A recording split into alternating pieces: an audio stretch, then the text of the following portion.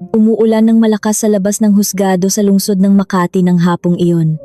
Ang amoy ng basang aspalto na sumisingaw sa hangin ay tila sumasalamin sa nararamdaman ko sa mga sandaling ito. Isang kakaibang halo ng kalayaan na nakakapagpaginhawa sa aking dibdib at mga natitirang patak ng pait na hindi pa tuluyang nahuhugasan ng panahon. Humakbang ako palabas ng malaking pintuan, mahigpit ang hawak sa isang kayumangging sobre sa aking kanang kamay. Sa loob nito ay nakahimlay ang isang piraso ng papel na nagpapabago sa estado ng aking buhay, pabalik sa pagiging isang malayang babae, ang katibayan ng pagpapawalang bisa ng aming kasal. Ang tunog ng martilyo ng hukom kanina ay patuloy na umaalingaw-ngaw sa aking isipan. Isang matapang na tinig na pumutol sa isang sagradong ugnayan na sa loob ng 5 taon ay mag-isa kong binuhay at pinilit na pinababa ang sarili kong dangal para lamang mapanatili. Naroon si Mang Lando, ang aking pinagkakatiwalaang tsuper. Mabilis siyang bumaba upang pagbuksan ako ng pinto ng aking itim na sasakyan na naghihintay sa gilid ng kalsada. Ang kanyang mukhang puno ng karanasan ay nagpapahiwatig ng lalim ng simpatiya. Bagamat wala siyang lakas ng loob na bumigkas kahit isang salita, matagal na siyang naglilingkod sa akin upang malaman kung kailan dapat manahimik. Sa opisina na po ba, Ginang Sara? Mahinang tanong niya nang makaupo na ako sa malambot na upuan sa likuran. Oo, Mang Lando. Dumiretso na tayo sa Ayala. Maikling sagot ko habang isinasandal ang aking likod. Umarangkada ang sasakyan. Binabagtas ang walang katapusang siksikan ng mga sasakyan sa kahabaan ng EDSA na tila hindi natutulog. Tumingin ako sa labas ng bintana. Pinagmamasdan ang mga patak ng ulan na gumagapang sa salamin. Ang Maynila ay palaging may nakatagong kwento. At ngayong araw, isang mahalagang kabanata ng aking buhay sa malaking lungsod na ito ang tuluyan ng nagwakas. Si Danilo, ang lalaking dati kong minahal ng higit sa aking buhay. Ang lalaking itinayo ko ang dangal mula sa kawalan, ngayon ay opisyal ng kabilang sa aking nakaraan. Walang pumatak na luha. Naubos na ang aking mga luha, 1 taon na ang nakalipas. Iyon ang unang pagkakataon na naamoy ko ang pabango ng ibang babae sa kanyang damit pormal. Noong panahong iyon ay bulag pa ako. Sinusubukan ko pang itanggi ang katotohanan. Nag-iisip na baka ang aking labis na pagiging abala sa pagpapalago ng aming kumpanya ng mga produktong agrikultural, ang lupang biyaya, ang naging dahilan kung kaya siya nakaramdam ng kalungkutan. Napakabata ng aking pag-iisip noon. Naramdaman ko ang panginginig ng aking makabagong telepono sa loob ng aking mamahaling pitaka na nakapatong sa aking hita. Noong una, nais ko itong baliwalain. Gusto kong namnamin ang katahimikang ito. Ngunit ang panginginig ay naulit, nagpapahiwatig ng sunod-sunod na pagdating ng mga mensahe. Walang gana kong kinapa ang loob ng pitaka at inilabas ang maliit at manipis na kagamitang iyon. Umilaw ang tabing ng telepono at nagpakita ng mga sariwang abiso mula sa isang sikat na pahina ng mga larawan sa internet. Nanliit ang aking mga mata. Isang pangalan na pamilyar sa akin ang lumitaw sa pinakataas ng listahan, ang pangalan ni Danilo. Bumilis ang tibok ng aking puso. Hindi dahil sa pangungulila, kundi dahil sa kawalan ng paniniwala. Hindi pa man lumilipas ang 1 oras mula nang kami ay opisyal na maghiwalay sa mata ng batas ng Pilipinas, hindi pa man natutuyo ang tinta sa mga papeles, ngunit may ginagawa na naman siyang kalokohan. Pinindot ng aking daliri ang abisong iyon. Isang malinaw na larawan ang bumulaga sa aking paningin. Doon, sa isang magandang tanawin na kilala ko, bilang isa sa mga mamahaling bakasyunan sa puting buhangin ng Boracay, nakatayo si Danilo na may napakalaking ngiti. Suot niya ang isang kasuotang pormal na kulay krema, nagawa sa mamahaling tela. Kasuotang alam kong nagkakahalaga ng libu-libong piso, na binili gamit ang karagdagang card ng pautang, na ang bayarin ay dumiretso sa aking sariling kabanta noong nakaraang buwan. Sa kanyang tabi ay nakatayo ang isang babaeng may suot na puting bestida, na hapit sa katawan. Ipinapakita ang kanyang mga kurba, habang nakangiting nakakapit sa braso ni Danilo, si Karina. Ang mukha ng babaeng iyon ay nagpapakita ng labis na tagumpay. Napakakapal ng kanyang pampaganda. Sinusubukang itago ang murang pagkatao na hindi ko maintindihan kung bakit palaging nakakabit sa kanya. Gaano man kamahal ang mga gamit na ipinapatong niya sa kanyang katawan. Ngunit ang talagang nagpakulo ng aking dugo ay hindi ang larawan mismo, kundi ang mga salitang nakasulat sa ibaba nito. Bagong buhay, tunay na pag-ibig. Sa wakas, malaya na kami. Tumawa ako. Isang tuyong tawa na lumabas na lamang nang hindi ko mapigilan. Basag ang katahimikan sa loob ng sasakyan, dahilan upang sumulyap si Mang Lando sa salamin sa unahan na may pag-aalala sa kanyang mga mata. Malaya, bulong ko na may halong pangungutya. Napakagaling mo talaga, Danilo. Wala ka talagang kahit katiting na hiya sa katawan. Kaya pala hindi siya sumipot sa pagbasa ng hatol kanina at kinatawan lamang ng kanyang abogado. Nasa Boracay siya. Nagdiriwang ng kanyang bagong simula o marahil ay lihim na nagpapakasal, wala na akong pakialam. At ang pinakamasakit na katotohanan ay alam kong ang malaking bahagi ng ginagastos nila ngayon ay nagmumula pa rin sa mga natitirang pribilehiyo na ibinigay ko sa kanya. Pinalaki ko ang larawan sa aking telepono. Ang aking matalas na paningin na sanay sa pagsusuri ng mga detalye ng mga kontratang nagkakahalaga ng milyon-milyon ay agad na may napansin. Ang orasan na suot ni Danilo sa kanyang pulso. Iyon ay ang mamahaling orasan na iniregalo ko sa kanya noong ika-4 na anibersaryo ng aming kasal. Isang regalo na binili ko mula sa unang malaking kita ng aking kumpanya. Suot pa rin niya ito habang ipinagmamalaki ang ibang babae. Isang nakaririmarim na kabalintunaan. At si Karina, ang maliit na pitaka na nakapatong sa mesa sa kanilang likuran ay isang tanyag na gawang Pransya na kulay rosas. Iyon ang mismong pitaka na nawala sa aking koleksyon 2 linggo na ang nakalipas. Sabi ni Danilo noon ay baka naiwan ko lang kung saan o kinuha ng kasambahay na pinaalis niya. Ngayon ay malinaw na ang pitakang iyon ay lumipat na sa kamay ng kanyang bagong reyna. Ang galit na kanina ay parang maliit na apoy lamang ay nagsisimula na ngayong lamunin ang aking buong dibdib. Hindi ito selos. Isinusumpa ko, wala akong nararamdamang selos kay Danilo na isang mahinang nilalang na walang sariling paninindigan. Nagagalit ako dahil pakiramdam ko ay tinatapakan ng aking pagkatao. Nagagalit ako dahil nagdiriwang sila ng kaligayahan sa ibabaw ng mga guho ng paggalang na matagal ko nang pinatay. Walang mararating si Danilo kung wala ako. Dati siyang isang ordinaryong nakatapos ng pag-aaral na nalilito kung ano ang gagawin sa buhay. Nagpasa ng papeles sa iba't ibang kumpanya. Ngunit palaging tinatanggihan dahil walang natatanging kakayahan. Ako ang bumuo sa kanya. Nagbigay sa kanya ng posisyon bilang mataas na opisyal sa isang sangay ng aking negosyo upang magmukha siyang kagalang-galang sa paningin ng kanyang buong angkan, lalo na sa kanyang mapanlait na ina na si Aling Rosa. Ako ang nagtatakip sa kanyang kawalan ng kakayahan na mamuno sa mga pulong sa pamamagitan ng pagbibigay sa kanya ng kumpletong kodigo at gabay bago siya pumasok sa silid. Sinusubuan ko ang kanyang pagkalalaki upang hindi siya makaramdam ng liit sa harap ng kanyang asawa na isang pinuno ng malaking kumpanya. At ang iginanti niya sa akin, siya ay nagtaksil kasama si Karina, isang babaeng walang ibang alam kundi ang maglustay ng salapi at magpaganda sa harap ng salamin. Si Karina na hindi alam ang pinagkaiba ng tubo sa puhunan. Si Karina na naniniwalang ang pagiging asawa ng isang mayaman ay isang lehitimong propesyon. Ginang Sara, nandito na po tayo sa baba ng gusali. Ang tinig ni Mang Lando ang gumising sa akin mula sa malalim na pag-iisip. Lumingon ako. Ang napakataas na gusali na nababalutan ng asul na salamin sa gitna ng sentro ng kalakalan sa Makati ay nakatayo ng pagkatayog-tayog sa aking harapan. Ang lupang biyaya, ang aking sariling kaharian, ang lugar kung saan ko ibinuhos ang aking pawis, luha, at panahon sa nakalipas na 7 taon. Ang gusaling ito ay nakatayong matibay. Hindi katulad ng aking pamilya na napakarupok at madaling gumuho. Salamat Mang Lando. Wika ko habang inaayos ang aking formal na kasuotan. Maaari na kayong umuwi pagkatapos nito. Malamang aabutin ako ng madaling araw sa pagtatrabaho dito. Masusunod po, Ginang Sara. Mag-ingat po kayo, magalang na sagot ni Mang Lando. Bumaba ako ng sasakyan. Ang malamig na hangin mula sa pampalamig sa bungad ng gusali ay agad na sumalubong sa akin. Lubhang kabaligtaran ng mainit at maalinsangan na hangin sa labas. Ang gwardiya na nagbabantay sa automatikong pintuang salamin ay agad na tumuwid ng tayo at sumaludo. Magandang gabi po, Ginang Sara. Bati niya ng malakas. Tumango lamang ako ng bahagya at nagpatuloy sa paglalakad patungo sa pribadong sakayan na mag-aakyat sa akin. Ang aking mga hakbang ay umalingaw-ngaw sa makintab na sahig na yari sa marmol. Ang aking anino ay naaaninag doon. Isang babaeng may maayos na kasuotan pantrabaho, may malamig na mukha na walang emosyon, ngunit may mga matang nagliliyab sa apoy ng paghihiganti.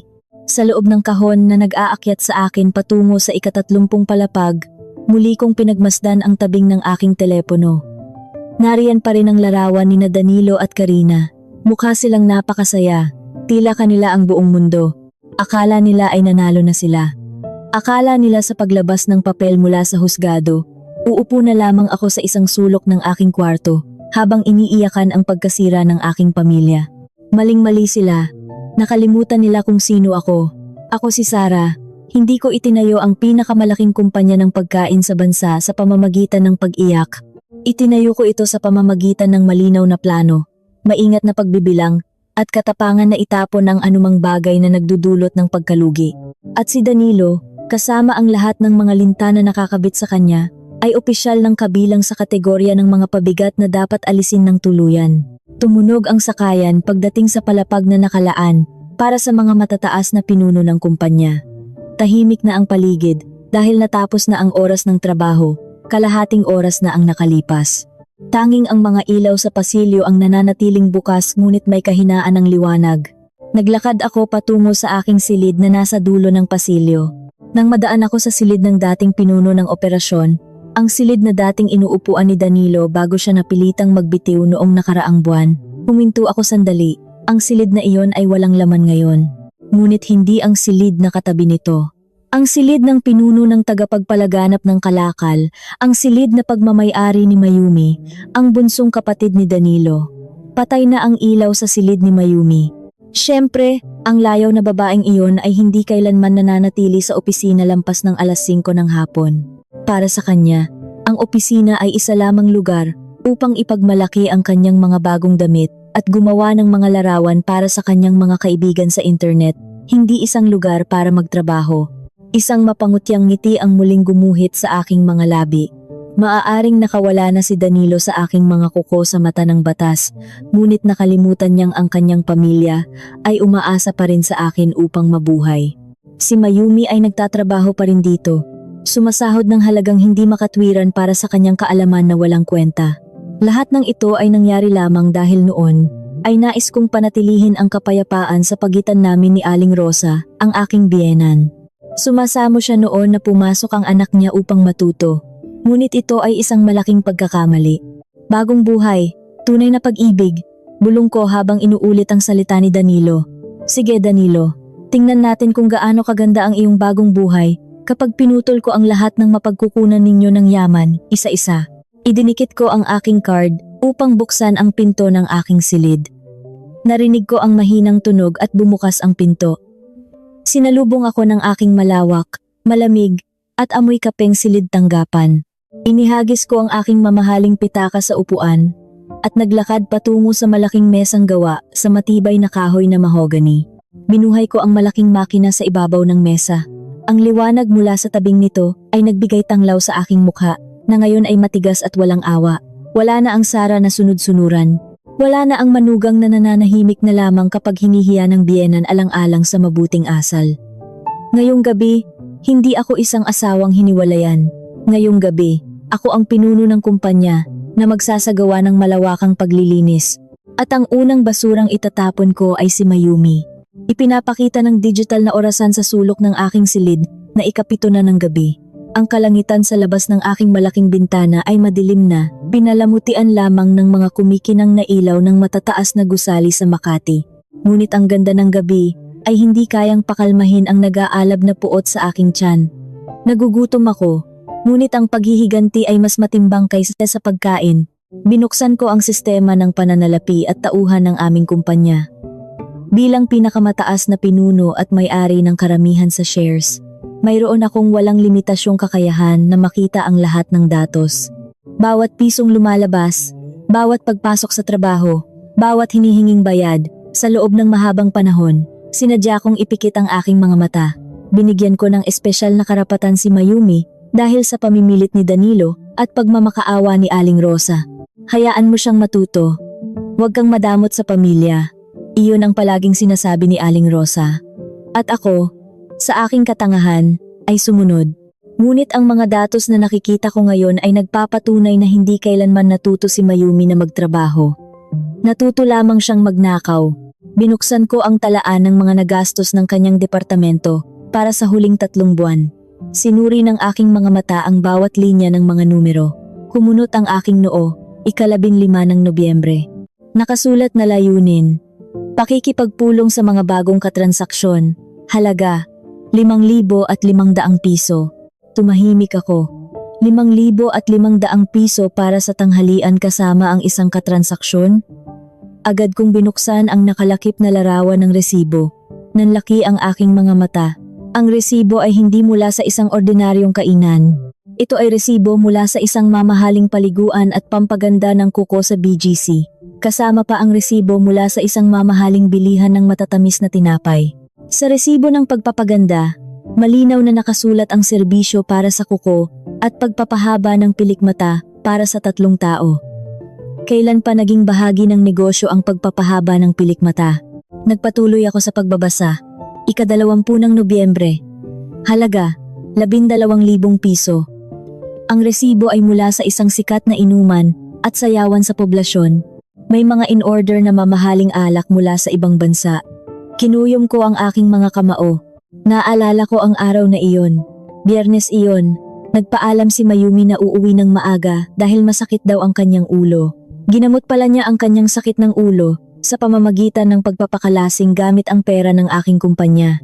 Habang mas lalo kong hinuhukay ang mga talaan, mas lalong bumabaho ang naaamoy kong katiwalian. Ginagawang personal na bangko ni Mayumi ang kumpanya. Binabayaran ang gasolina ng sariling sasakyan, ang paglalaba ng mga damit pang party, at may mga pampaganda ng mukha na isiningit sa mga resibo ng gamit sa opisina. Nababaliw na siya, ngunit kailangan ko ng mas matibay na ebidensya, isang bagay na hindi niya matatakasan. Pumasok ako sa sistema ng mga mensahe. Ang aming patakaran ay napakahigpit, lahat ng datos ng mga mamimili ay lihim.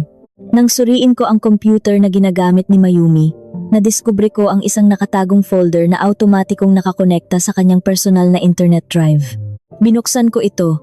Ang laman ay hindi lang pangalan at numero, kundi mga sensitibong kontrata at presyo ng aming pinakamalalaking kliyente.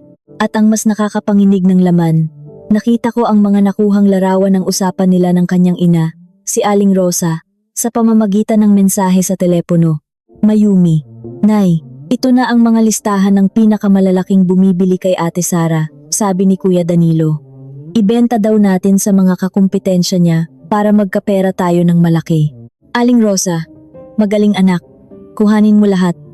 Kapag nakapagtayo na ng sariling negosyo ang kuya mo, aagawin natin lahat yan. Para malaman ng mayabang na Sara na iyan ang lugar niya. Nanigas ako sa aking kinauupuan. Nanginginig ang aking mga kamay hindi sa lungkot, kundi sa labis na pandidiri. Hindi lamang sila mga linta, sila ay mga makamandag na ahas na pinatira ko sa aking sariling tahanan. Pinindot ko ang buton para ilimbag ang lahat ng ebidensyang ito.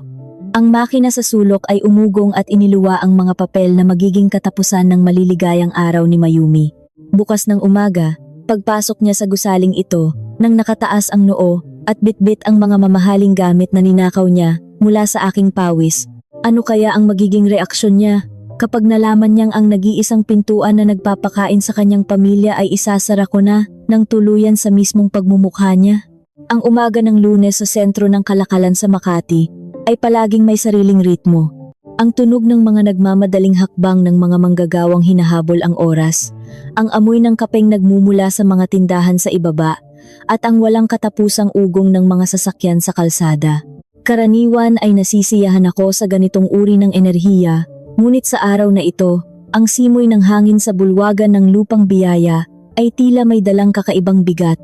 Isang uri ng tensyon na kasing kapal ng hamog na bumabalot sa lungsod tuwing madaling araw.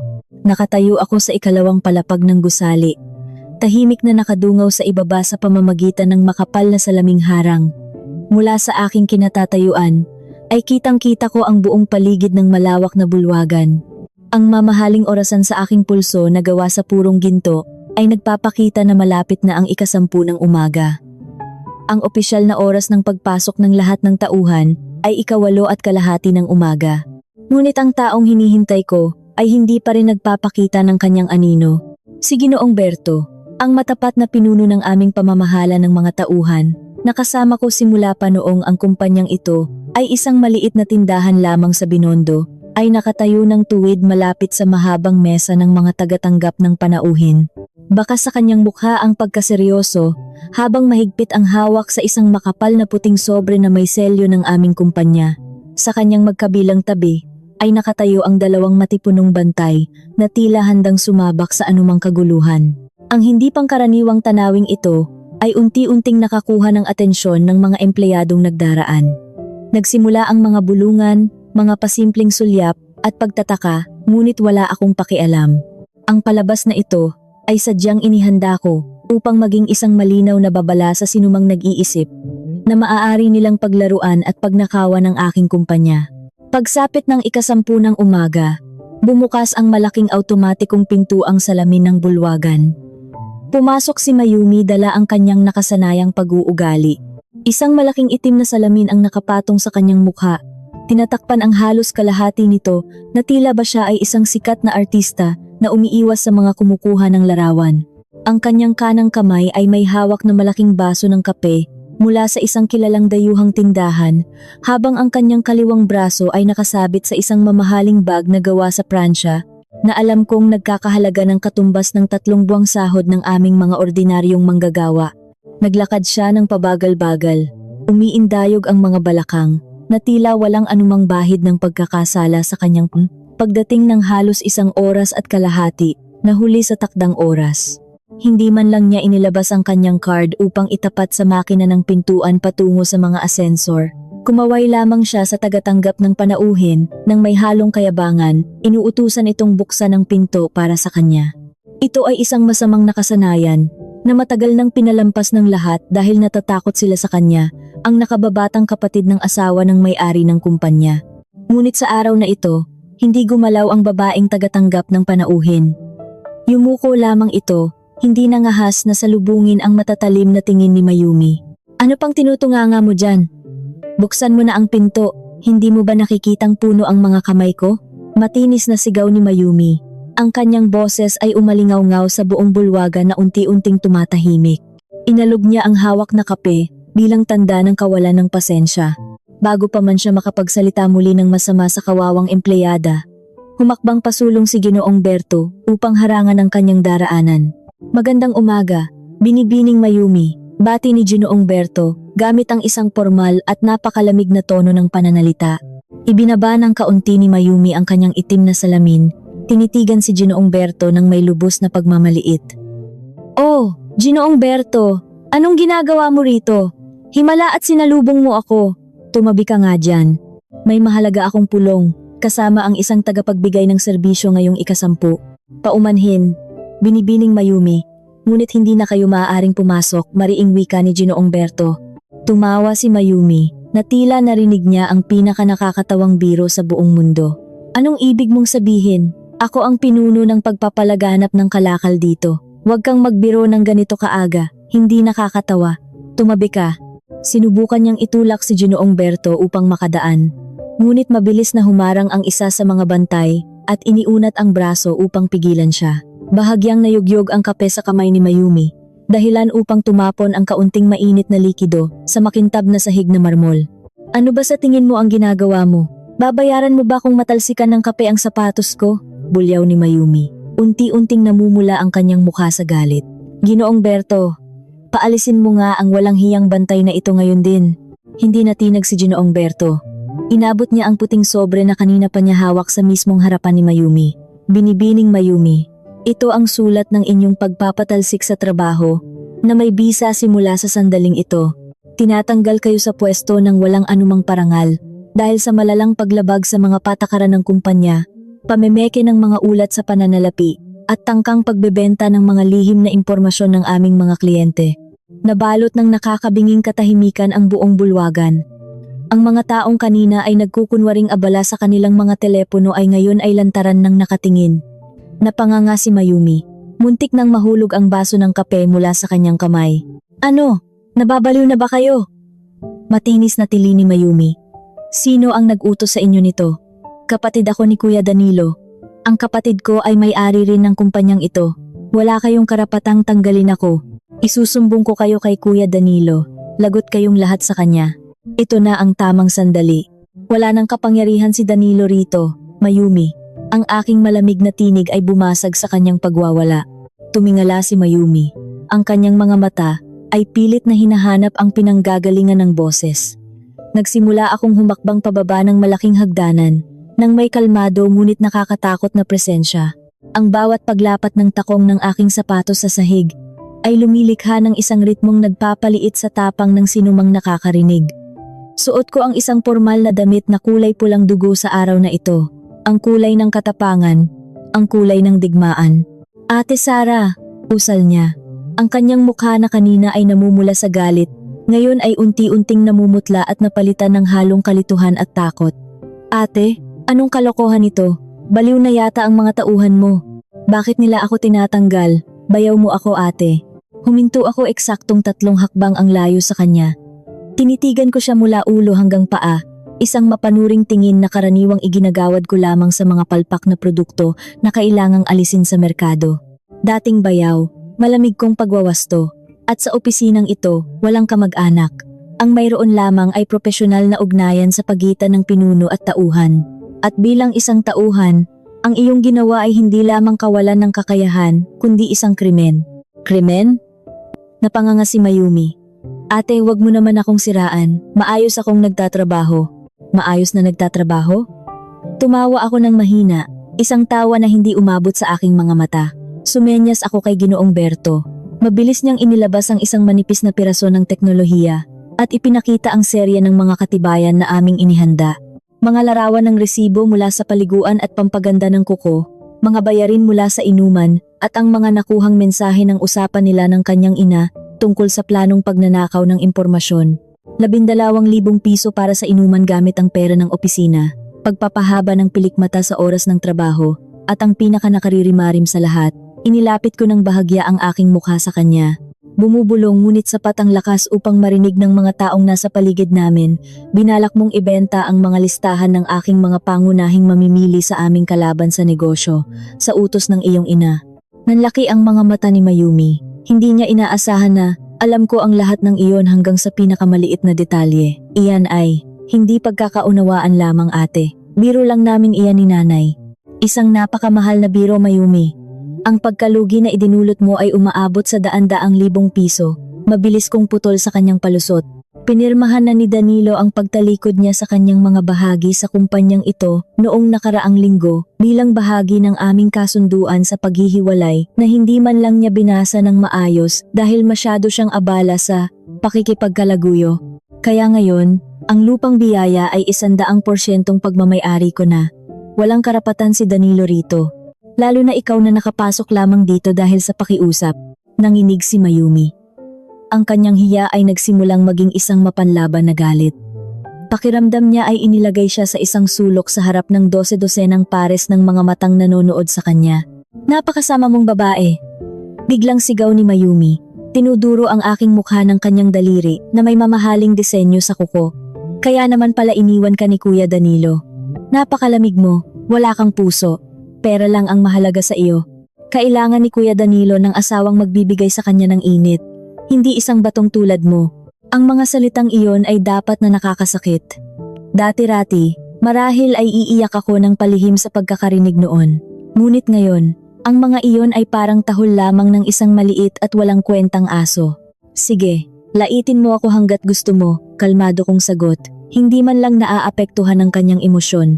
Ngunit hindi niyan mababago ang katotohanang simula sa araw na ito. Isa ka ng taong walang trabaho. Inalis na ang lahat ng karapatan mo rito. Ang computer na ginagamit mo at ang sasakyan ng kumpanya na inuuwi mo ay kailangan mong ibalik ngayon din bago mag-12 ng tanghali.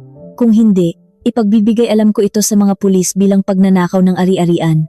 Hindi mo pwedeng gawin ito sa akin. Isusumbong kita kay Kuya Danilo. Nagwawala na si Mayumi. Nagsimula nang tumulo ang kanyang mga luha. Sinisira ang makapal niyang pampaganda sa mukha. Sige, magsumbong ka kay Danilo. Baka sakaling matulungan ka niya. Oh, sandali. Abala pa yata siyang nagpapakasarap sa Boracay. Gamit ang natitirang limitasyon ng card ng pautang na maya-maya lamang ay ipapasara ko na. Wika ko habang may gumuguhit na mapangutyang ngiti sa aking mga labi. Ginoong Berto, tiyakin mong maayos niyang makukuha ang kanyang mga personal na gamit sa ilalim ng mahigpit na pagbabantay ng mga gwardiya. Huwag ninyong hahayaang may mailabas siyang kahit isang dokumento ng kumpanya. Kung manlaban siya, kalad ka rin ninyo palabas. Masusunod po, Ginang Sara, matapang na sagot ni Ginoong Berto. Dalawang bantay ang humakbang palapit at hinawakan ang magkabilang braso ni Mayumi. Bitiwan niyo ako, huwag niyo akong hawakan, kaya kong maglakad mag-isa. Nagpumiglas si Mayumi na parang isang batang inagawan ng laruan. Tiningnan niya ako ng may matinding puot. Tandaan mo ito, Sarah, magsisisi ka rin, may karma sa mundong ito. Sumasang-ayon ako sa iyo, Mayumi. Mayroong karma, patag kong sagot habang tumatalikod upang maglakad pabalik patungo sa sakayan. At ngayong araw, ang karma na iyon ay sumundo sa iyo sa pamamagitan ng sulat ng pagkatanggal mo sa trabaho. Ang mga sigaw at sumpa ni Mayumi ay patuloy na umaalingaw-ngaw habang sa pilitan siyang itinataboy patungo sa ascensor na ginagamit lamang para sa mga kargamento at hindi sa formal na ascensor na nakasanayan niyang gamitin. Ang ibang mga tauhan ay tumabi upang bigyan siya ng daan. Nakatingin sa kanya ng may halong pandidiri at awa. Ang drama sa umagang ito ay nagtapos sa aking buong tagumpay. Ngunit nang sumara ang pinto ng aking pribadong ascensor at ibinalik ako sa aking tahimik na kaharian, napabuntong hininga ako ng malalim. Medyo nanlambot ang aking mga binti. Ang pagtanggal sa isang tao, lalo na sa isang taong dating kasalo mo sa hapagkainan tuwing may pagdiriwang, ay hindi isang madaling bagay. Ngunit kailangan itong gawin. Ito ay isang pagputol ng bahagi ng katawan na nabubulok na upang hindi na kumalat ang lason sa buong sistema. Tapos na si Mayumi. Ngunit alam kong simula pa lamang ito. Nagsimulang yumanig ang aking telepono na nasa loob ng bulsa ng aking kasuotan. Isang beses, 2 beses, 3 beses. Ang pangalan ng aking biyenan na si Aling Rosa ay lumitaw sa tabing ng telepono. Napangiti ako ng mapait. Ang susunod na kabanata ay nagsisimula na.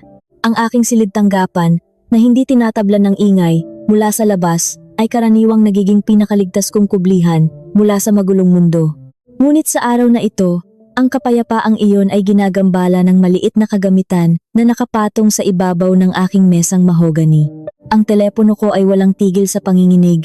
Dahan-dahang gumagalaw sa ibabaw ng mesa dahil sa lakas ng panginginig nito. Tila ba inaalihan ito ng masamang espiritu. Umiilaw, namamatay, tapos ay umiilaw ulit. Tumatawag si Aling Rosa. Hinayaan ko lamang ito. Pinag-aaralan ko ang mga ulat ng produksyon mula noong nakaraang buwan. Pinipilit na ibaling ang aking pansin sa pagtaas ng benta ng aming mga produktong organikong bigas. Ngunit ang aking isipan ay nagkakagulo. Ang panginginig na iyon ay parang isang matalim na bagay na bumubutas sa aking pasensya. 30 tawag na hindi ko sinagot sa loob lamang ng 15 minuto. Isang bagong talaan ng kakulitan. Karaniwan, si Aling Rosa ay ang uri ng tao na hindi nagpapakita ng direktang galit. Mas gusto niyang magparinig sa pamamagitan ng paglalagay ng mga mensahe sa internet o makipag-usap sa ibang tao ng malakas upang marinig ko siya. Ngunit sa pagkakataong ito, inilunsad na niya ang direktang pag-atake. Ang balita ng pagpapahiya kay Mayumi ay tiyak na umabot na sa kanyang mga tainga sa bilis ng liwanag. Siguradong tumawag si Mayumi sa kanyang ina habang umiiyak ng malakas sa madilim na paradahan ng mga sasakyan. Kinuha ko ang telepono hindi upang sagutin ito, kundi upang panoorin ang kabaliwang ito. Ika-45 tawag, ika-50 tawag. Sa pagitan ng mga pagtawag, sunod-sunod na pumasok ang mga mensahe na parang mga balang nagmumula sa isang baril. Lumitaw ang mga ito sa ibabaw ng tabing ng aking telepono. Aling Rosa, Sarah, sagutin mo ang telepono ko. Aling Rosa, walang hiya kang babae. Paano mo nagawang ituring na parang magnanakaw si Mayumi? Aling Rosa, tandaan mo ito. Noong pumasok ka sa pamilya namin, nagmakaawa ka pa para sa basbas ko. Ngayong yumaman ka na, tinatapakan mo na ang aming mga ulo. Aling Rosa, si Mayumi ang bumubuhay sa aming pamilya. Kung tatanggalin mo siya, sino ang magbabayad ng hinuhulugan niyang sasakyan? Sino ang magbabayad ng mga utang ko? Napakasama mong pumutol ng grasya ng ibang tao. Binasa ko ang pinakahuling mensahe nang may halong mapait na tawa.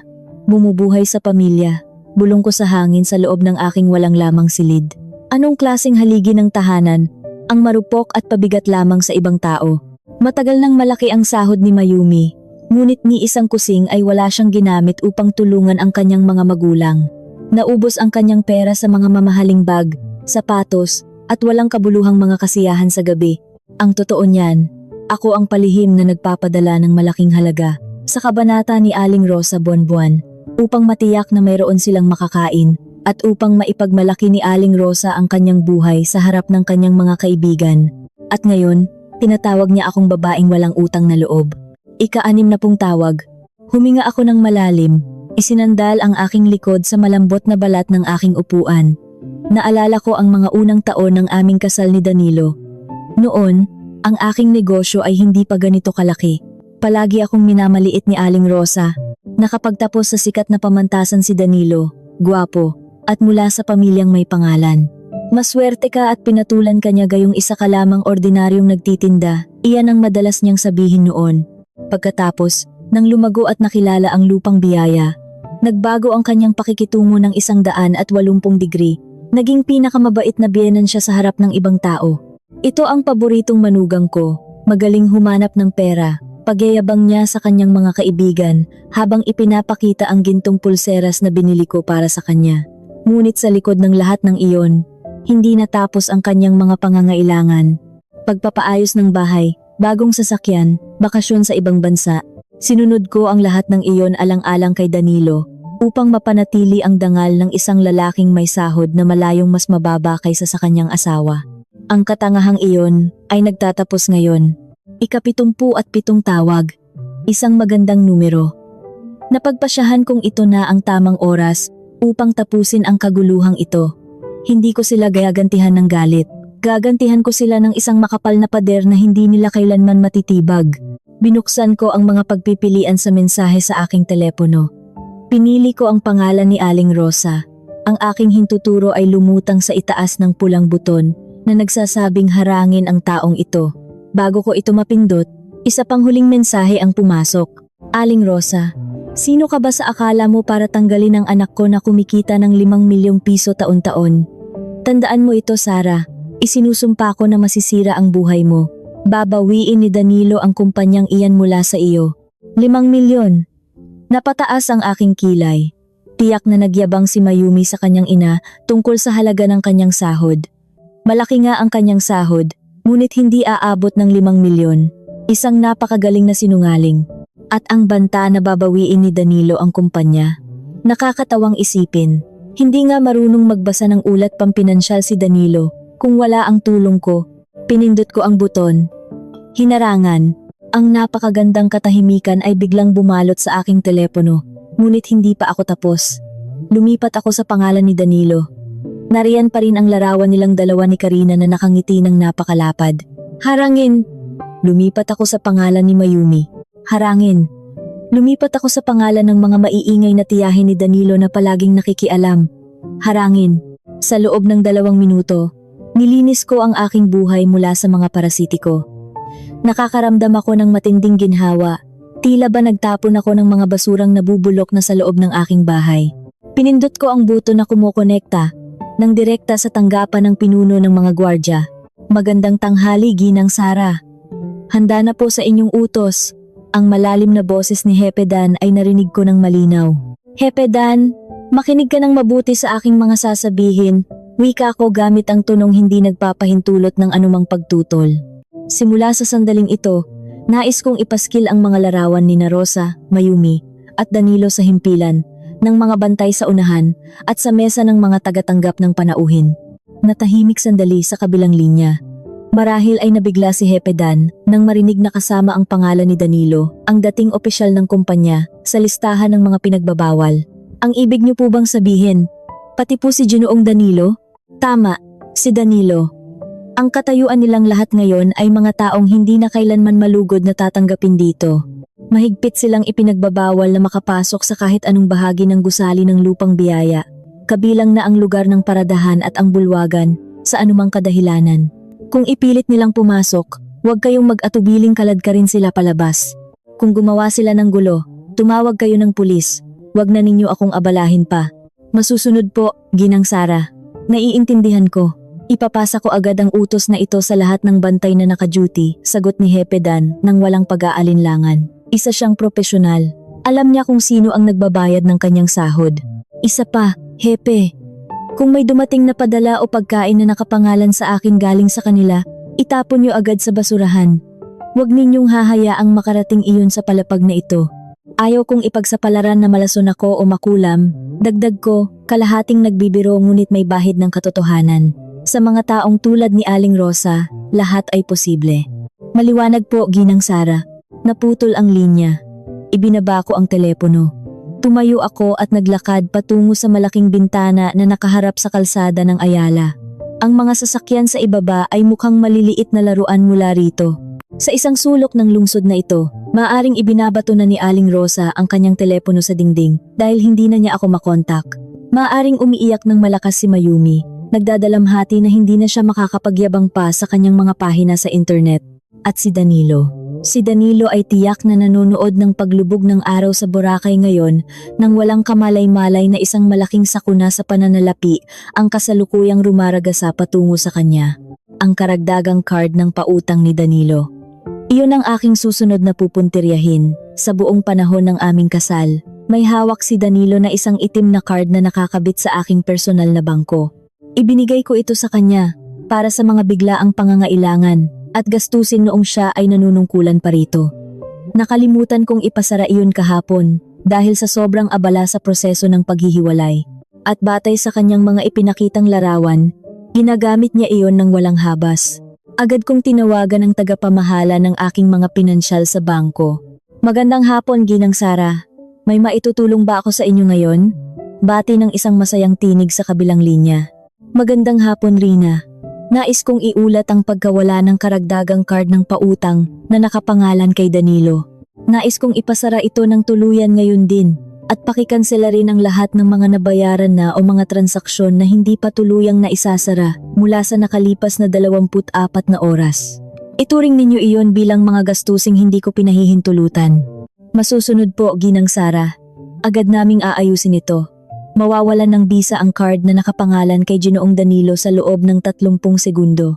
Para po sa mga kakanselahing transaksyon, maaaring magdulot ito ng hindi pagtanggap ng bayad sa panig ng mga tindahan o establisimento sa sandaling subukan nilang kunin ang pera. Iyan mismo ang inaasahan ko, Rina. Hayaan mong ang mga establisimento mismo ang maningil ng direkta sa taong may hawak ng card upang magbayad sila ng buo gamit ang sarili nilang pera, malamig kong tugon. Naiisip ko na kung gaano kahiya ang aabuti ni Danilo kapag magbabayad na siya ng kanilang masaganang hapunan sa isang mamahaling kainan malapit sa dalampasigan o kapag aalis na sila mula sa isang sikat at marangyang tuluyan at biglang tinanggihan ang kanyang card.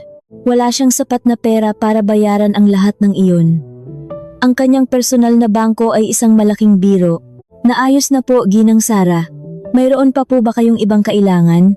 Sapat na iyan. Salamat, Rina. Ibinaba ko ang telepono nang may matamis na ngiti ng tagumpay. Ang 77 tawag ni Aling Rosa ay walang panama kumpara sa kung ano ang kakaharapin nila ngayon. Akala nila ay makukuha nila ako sa pamamagitan ng pananakot sa aking damdamin. Maling tao ang binangga nila. Hindi ako nakikipaglaro gamit ang emosyon. Nakikipaglaro ako gamit ang lohika at salapi. Bumalik ako sa aking mesa. Nagpatuloy sa pag-aaral ng mga papeles habang pinapanood ang kalangitan ng Maynila. Sa pagkakataong ito, paano kaya niya babayaran ang kanyang kayabangan habang ang babaeng inaasahan niya ay wala ng kakayahang iligtas siya? 3 araw matapos kong harangin ang lahat ng paraan ng komunikasyon mula sa pamilya ni Danilo, naging napakatahimik ng aking buhay. Isang katahimikan na may kamahalan, ngunit napakahalaga. Wala na ang mga nakakairitang dula sa tuwing umaga tungkol sa paghingi ni Aling Rosa ng karagdagang pera para sa kanyang mga sugal at pagyayabang sa mga kaibigan. Wala na ang mga reklamo ni Danilo na nagpapabili ng mga bagong mamahaling damit dahil ang mga luma niya ay hindi na raw nakakapagbigay ng galang. At higit sa lahat, wala na si Mayumi na walang ginawa kundi humingi ng pabor at bakasyon. Ngunit alam kong ang kapayapaang ito ay pansamantala lamang, isang pagkalma ng panahon bago dumating ang isang malaking unos para sa kanila. Nakaupo ako sa balkonahe ng aking tirahan, sa isang mataas na gusali sa tagig, habang ninanamnam ang isang baso ng pulang alak. Ang kalangitan ng kamay nilaan sa gabing iyon ay medyo maaliwalas. Sa aking kamay ay ang aking malapad na kagamitang pang-elektroniko na nagpapakita ng aking talaan sa bangko na nakakonekta sa karagdagang card ng pautang na ibinigay ko noon kay Danilo. Bagamat na ipasara ko na ito, nakikita ko pa rin ang listahan ng mga pagtatangkang gumamit na tinanggihan ng sistema. Ito ang nagsisilbing aliwan ko sa gabing ito. Mas nakakaaliw pa ito kaysa sa panonood ng mga palabas sa telebisyon. Nakatuon ang aking mga mata sa mga pulang abiso na sunod-sunod na nakalista mula pa noong nakaraang hapon. Ika-17 ng Mayo, 2:00 ng hapon. Isang mamahaling bilihan ng bag na gawa sa Pransya sa Boracay. Pagtatangkang bumili ng halagang 85,000 piso.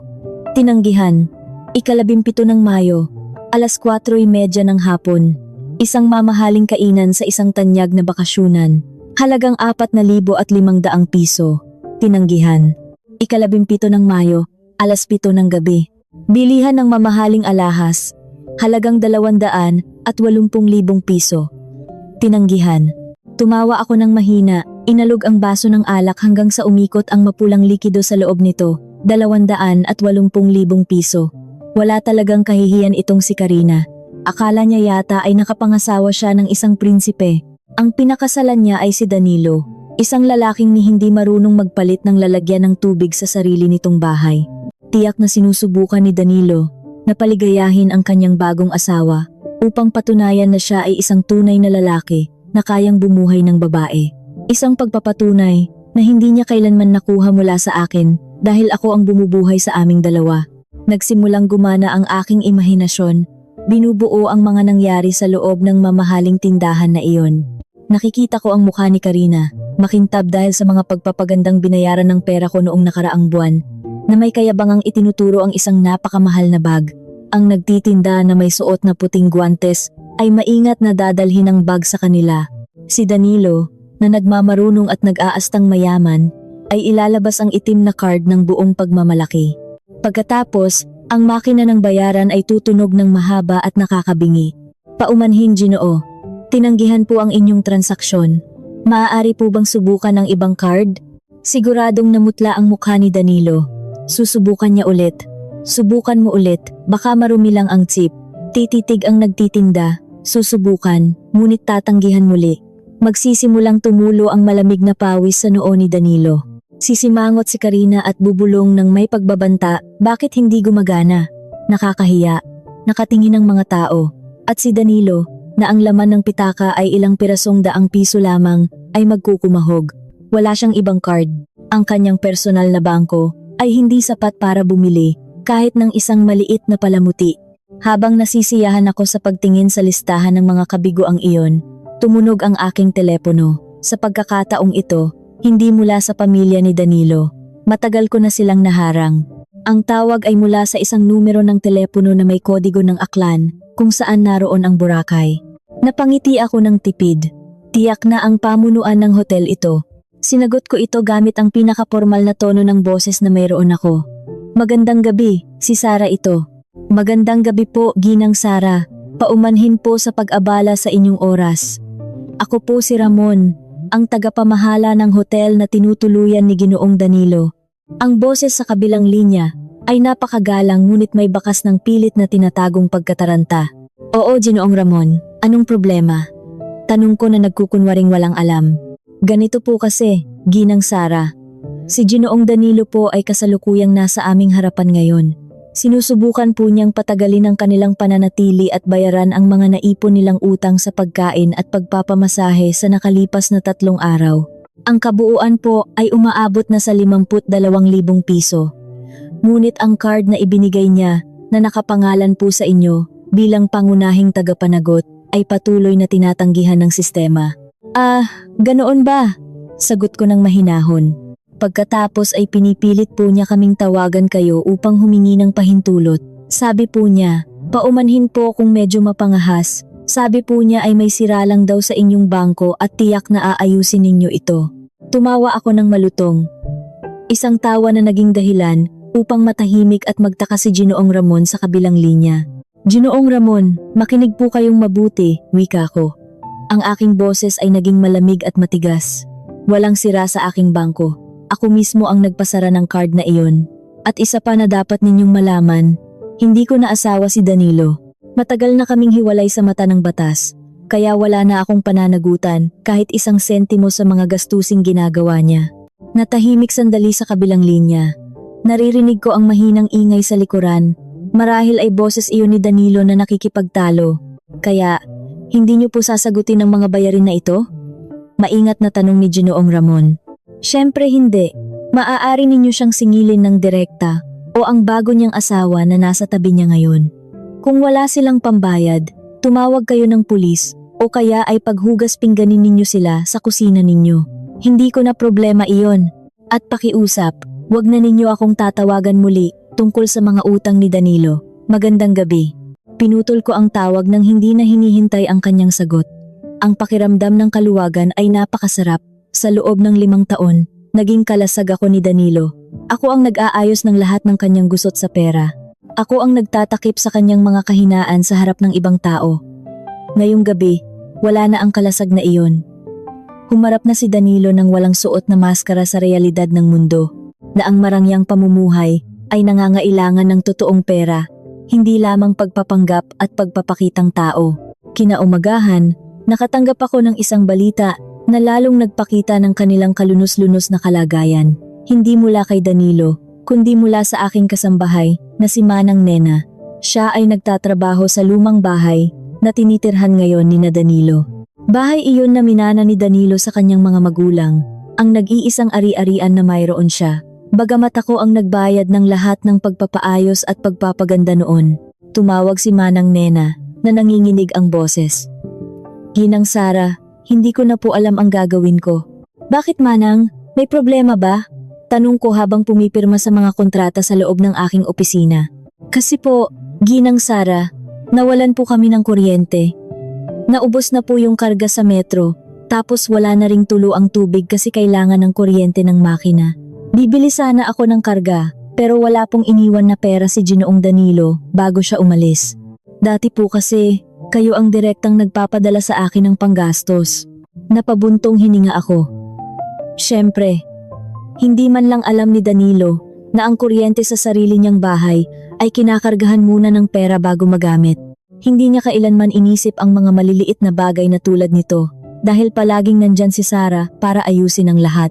Manang Nena, malambot kong tawag. Naaawa ako sa matandang ito. Wala siyang kasalanan sa lahat ng ito. Iligpit niyo na po ang mga gamit ninyo ngayon din. Huwag na po kayong magtrabaho dyan. Ipadadala ko si Mang Lando para sunduin kayo. Dito na lang po kayo sa bahay ko magtrabaho o kaya sa bahay ng aking mga magulang. Dodoblehin ko po ang sahod ninyo. Salamat sa Diyos. Maraming salamat po Ginang Sara. Hindi na rin po ako masaya rito. Kaninang umaga po kasi, dumating si Aling Rosa na galit na galit. Walang laman ang lutuan at walang pagkain sa ref. Ako po ang sinisisi niya at pinagmumura. Hayaan niyo na sila Manang. Hayaan niyo silang maupo sa dilim at mamatay sa gutom. Hindi na natin sila problema. Mag-ayos na po kayo. 1 oras lang ay nandyan na si Mang Lando. Matapos kong ibaba ang telepono, nag-isip ako sandali. Si Karina, ang bagong asawang mahilig sa luho, ay uuwi sa isang malaking bahay na walang kuryente, walang tubig, walang kasambahay, kasama ang isang asawang walang pera na hinahabol pa ng utang mula sa bakasyon nila. Gusto ni Karina ang buhay ko. Gusto niya ang asawa ko. Sige, kunin mo Karina. Ngunit nakalimutan mo ang isang bagay. Ang marangyang buhay na iyon ay hindi nakakabit kay Danilo. Nakakabit iyon sa aking salapi. At ngayon, nakuha mo lamang ay ang basyong balat niya. Isang walang lamang balat na puno ng utang at nasugatang kayabangan. Maligayang pagdating sa impyernong kayo mismo ang gumawa. Lumipas ang 2 linggo mula nang maganap ang iskandalo ni Mayumi sa aking kumpanya. Napakaliit ng mundo ng negosyo sa Maynila, lalo na sa bilog ng mga matataas na kumpanya. Ang balita ay kumakalat ng mas mabilis pa kaysa sa sakit. Ang usap-usapan tungkol sa kapatid ng asawa ng pinuno na kinaladkad ng mga bantay palabas ng gusali ay naging mainit na usapan sa mga grupo ng pamamahala ng tauhan. Ngunit hindi ko kailanman ito sinagot ng direkta. Hayaan kong maghinala ang mga tao. Ang aking reputasyon bilang isang matatag at walang awang pinuno ay mas lalong tumibay. Isang tanghali, dumalo ako sa isang pagtitipon ng mga kababaihang negosyante sa isang mamahaling kainan. Ang kapaligiran ay napaka-elegante, puno ng mga babaeng may hawak ng matataas na posisyon. Nakaupo ako sa isang mesa kasama si Ginang Lilia, may-ari ng isang malaking kumpanya ng mga sasakyang panghakot, at si Ginoong Antonio, pinuno ng pandaigdigang panlasa, ang isa sa pinakamahigpit kong kalaban sa negosyo ng pag-aangkat ng pagkain. Noong una, ang usapan namin ay umiikot lamang sa mga bagong batas sa buwis at pagbaba ng halaga ng pera. Ngunit nang ihain na ang mga matatamis na panghimagas, Tumikhim si Ginoong Antonio at bahagyang inilapit ang kanyang katawan sa direksyon ko. Ginang Sara, tawag niya nang may nakakalokong ngiti. Kailangan ko palang magpasalamat sa iyo. Itinaas ko ang aking kilay at ibinaba ang hawak kong maliit na tinidor. Oh, ganoon ba? Para saan? Wala naman akong natatanda ang ibinigay na pabor sa iyo ngayong taon. Tumawa si Ginoong Antonio. Hindi tungkol sa negosyo natin, kundi tungkol sa iyong dating empleyado. Si Mayumi, ang dating pinuno mo sa pagpapalaganap ng kalakal. Tumalon ang puso ko, ngunit nanatiling kalmado ang aking mukha. Tama, dati ko siyang tauhan. Anong mayroon kay Mayumi? Kinuha ko siya noong nakaraang linggo. May pagyayabang sa boses ni Ginoong Antonio. Tila gusto niyang ipangalandakan na nagawa niyang agawin ng isang magaling na tauhan mula sa aking kumpanya. Nang kapanayamin ko siya, napakagaling niya, Ginang Sara. Sabi niya, siya raw ang nag-isip ng lahat ng magagandang plano ng lupang biyaya sa nakalipas na 2 taon. Sabi pa niya ay may hawak siyang listahan ng mga pinakamahuhusay ninyong pinagkukunan ng materyales. Bilang kalaban niyo sa negosyo, natural na naging interesado ako. Binigyan ko siya ng malaking sahod at mga pabuya. Pumayag siya agad. Napangiti ako. Isang totoo at nakakatuwang ngiti. Tiyak na pinasinungalingan na naman ni Mayumi ang halaga ng kanyang nakaraang sahod. Ang totoo, ang kanyang kakayahan ay mas mababa pa sa isang baguhang manggagawa dahil patay na ang kanyang pinagkukunan ng pera mula kay Danilo. Desperado siyang makakuha ng malaking halaga. Sana ay makapagbigay siya ng malaking tulong sa inyong kumpanya. Ginoong Antonio, sagot ko ng buong pag-iingat. Ngunit bilang kaibigan, may isa lamang akong payo. Siguro ay mas mabuting suriin mong mabuti at ulit-ulitin ang pagtingin sa mga gawa niya, lalong-lalo na kung may kinalaman sa mga numero at pagbibilang. Kumunot ang noo ni Ginoong Antonio. Anong ibig mong sabihin? Wala naman.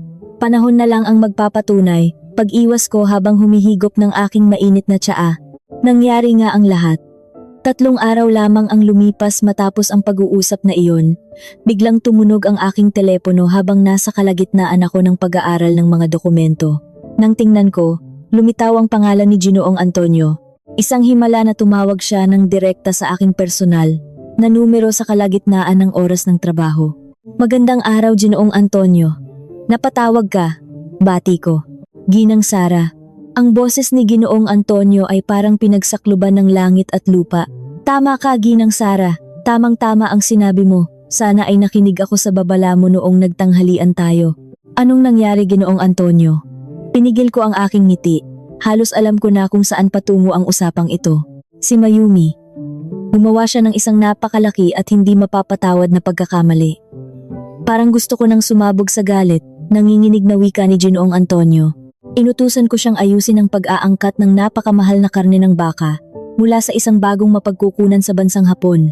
Ito ay isang napakahalagang proyekto para sa aming mga kliyenteng mamahaling hotel. Pinagawa ko sa kanya ang kasulatan ng pagbili upang maipasok sa sistema para sa paunang bayad. Pagkatapos, nagkamali siya sa paglalagay ng uri ng pera. Diyos ko po, dumaing si Ginoong Antonio. Sa papeles ng aming kausap sa Hapon, ang presyo ay nakasulat sa pera ng kanilang bansa. Ngunit nang ilagay niya sa aming sistema, inilagay niya ang halaga bilang dolyar ng Amerika. Akala niya yata ay pareho lang ang halaga ng lahat ng pera ng dayuhan. At dahil mataas ang posisyon niya, dumaan ang papeles ng walang pagsusuri mula sa pamamahala ng aming kabanata. Pumasok ang papeles. Napanganga ako. Hindi iyon isang maliit na pagkakamali. Isa iyong kabobohan na hindi kayang unawain ng matinong pag-iisip. Ang pagkakaiba ng halaga ng pera ng Hapon sa dolyar ng Amerika ay napakalayo. Magkano ang kabuuang halaga ng naging pagkalugi ninyo, Ginoong Antonio? Tanong ko. Ngayon ay labis nang naku-curious kung gaano kalaki ang nagawang pinsala ng paboritong kapatid ng aking dating asawa. Ang boses ni Ginoong Antonio ay tila nanggagaling sa isang taong nawalan ng lahat ng pag-asa. Rinig ko ang panginginig ng kanyang hininga sa kabilang linya. Ang aming sistema, Ginang Sara, ay automatikong gumawa ng singilin para sa aming mamimili batay sa maling numerong inilagay ng babaeng iyon. At dahil inilagay niya ito bilang dolyar ng Amerika, sa halip na pera ng Hapon, ang halaga ay naging higit sa 100 ulit na mas malaki. Nagalit ng husto ang aming mamimili dahil ang presyo ay naging napakataas at tila isang malaking panloloko. Bilyon-bilyong piso para sa isang lalagyan ng kargamento. Kinansela ng mamimili ang aming eksklusibong kasunduan na 3 taon naming pinaghirapang buuin. 3 taon, Ginang Sara. Nawala sa isang iglap dahil sa isang hangal na tauhan. Nakaramdam ako ng matinding awa para kay Ginoong Antonio, ngunit sa kabilang banda, isang tahimik na pagdiriwang ang nagaganap sa aking isipan. Iyan ang tunay na kulay ni Mayumi. Sa loob ng maraming taon sa aking kumpanya, ang mga ganyang uri ng pagkakamali ay palaging nasasala ng mga patakaran at dobleng pagsusuri na inilagay ko. Palagi kong inaayos ang kanyang mga kalat ng palihim tuwing gabi upang hindi lumubog ang aming negosyo. Ngayon, sa ibang lugar kung saan walang tagapagligtas na magtatakip sa kanyang kahinaan, agad siyang gumuho. Pinaalis ko siya ngayon din, patuloy ni Ginoong Antonio. Ang kanyang tinig ay unti-unting napapalitan ng matinding puot. Pinalayas ko siya sa aking opisina. Umiyak siya. Sinabi niya na kasalanan daw ng makina, kasalanan ng kanyang mga tauhan, kasalanan ng lahat maliban sa kanyang sarili. Wala siyang kahit anong pakiramdam ng pananagutan. Nagbanta pa siyang magdedemanda upang makakuha ng bayad sa pagpapaalis. Sinabi ko sa kanya, sige magdemanda ka. At idedemanda rin kita upang pagbayarin mo ang pagkalugi ng aking kumpanya. Titiyakin kong mabubura ang pangalan niya sa listahan ng mga maaaring magtrabaho. Walang matinong negosyante ang tatanggap sa kanya. Isang napakatamang hakbang. Ginoong Antonio, malumanay kong sagot. May dahilan kung bakit ko siya tinanggal at may dahilan kung bakit hindi ako nagbigay ng magandang rekomendasyon para sa kanya. Ang kanyang kakayahan ay sadyang hanggang doon lamang. Isang malutong na pagmumura ang pinakawalan ni Ginoong Antonio bago siya nagpasalamat at nagpaalam. Ibinaba ko ang telepono, tapos na ang maliligayang araw ni Mayumi. Sa isang industriya na kasing liit at kasing higpit ng sa amin, ang pangalan at dangal ang pinakamahalagang puhunan. Kapag nakilala ka bilang isang taong nagdulot ng bilyon-bilyong pagkalugi dahil sa kawalan ng kaalaman, tapos na ang iyong karera bago pa man ito magsimula. Kinahapunan, nakatanggap ako ng isang larawan ng mensahe mula sa isang lumang kaibigan na nakakakita pa rin sa mga inilalagay ni Mayumi sa kanyang pahina sa internet. Gumawa si Mayumi ng isang mahabang nobela, nagkukunwaring siya ang biktima tulad ng kanyang nakasanayan. Napakalupit ng mundo ng mga kumpanya, isinulat niya. Ang mga matataas na pinuno ay mapagmataas at hindi marunong magpahalaga sa mga taong natututo pa lamang. Hindi natutulog ang Diyos, ang biyaya ay may nakalaan na. Kapag may sumarang pinto, may panibagong bubukas. Laban lang para sa aking sarili. Natawa ako nang mabasa iyon. Panibagong pinto? Aling pinto ang bubukas para sa isang taong hindi man lang alam ang pagkakaiba ng halaga ng mga pera sa mundo? Nang hapong iyon, habang pauwi ako mula sa opisina, dumaan ang aking sasakyan sa isang hintayan ng masasakyan malapit sa sentro ng negosyo. Isang napakalakas na ulan ang bumubuhos sa buong Maynila. Mula sa likod ng salamin ng aking mainit at komportabling sasakyan, nakita ko ang isang figura ng babaeng nakatayo sa gilid ng basang kalsada. Sinusubukan niyang pumara ng mga dumadaang sasakyan, ngunit walang humihinto para sa kanya. Iyon ay si Mayumi. Wala na ang kanyang mga mamahaling bag at alahas. Yakap-yakap niya ang isang mumurahing itim na lalagyan ng kanyang kagamitang pang-elektroniko na mukhang luma na. Ang ulan ay tila mga karayom na bumubutas sa manipis niyang damit. Basang-basa siya mula ulo hanggang paa. Ang kanyang mga pampaganda na dati ay palaging perpekto. Ngayon ay parang itim na putik na umaagos sa kanyang mga pisngi. Mukha siyang kaawa-awa, nilalamig, at nag-iisa. Walang sundo.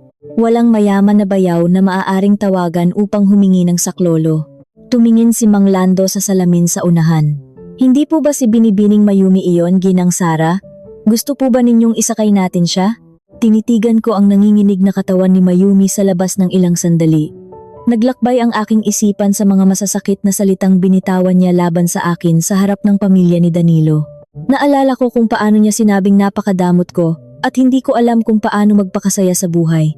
Naalala ko ang mga lihim na impormasyon ng aking kumpanya na ninakaw niya upang ibenta.